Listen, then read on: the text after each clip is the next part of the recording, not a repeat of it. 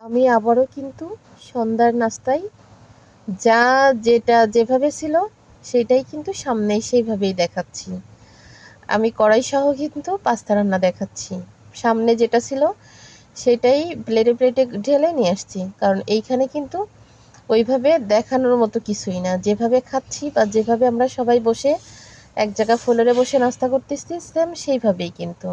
তো এখানে হচ্ছে মুরগির গোশ কুচি করে দিয়ে পাস্তা রান্না করেছি, স্যুপ পাস্তা রান্না করেছি, আর হচ্ছে পেঁয়াজু, বেগুনি, আর হচ্ছে ফালুদা।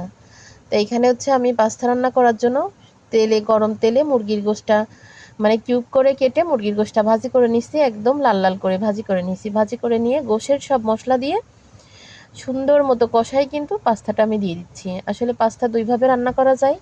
এক হচ্ছে পাস্তা সেদ্ধ করে এইভাবে রান্না করা যায়, মানে এইভাবে কষায়ে মশলা কষায় হচ্ছে মানে ভাজি করা যায় নুডলসের মতো। আর এক হচ্ছে স্যুপ পাস্তা রান্না করা যায়। তা আমিও কিন্তু স্যুপ পাস্তা রান্না করতেছি, কারণ আমার ছেলে মেয়ে বলেন বা আমার বোনরা বলেন বা আমার ভাই বোন যারাই আছে ছেলেমেয়েরা সবাই কিন্তু আমার হাতের এই স্যুপ পাস্তাটা ওরা অনেক পছন্দ।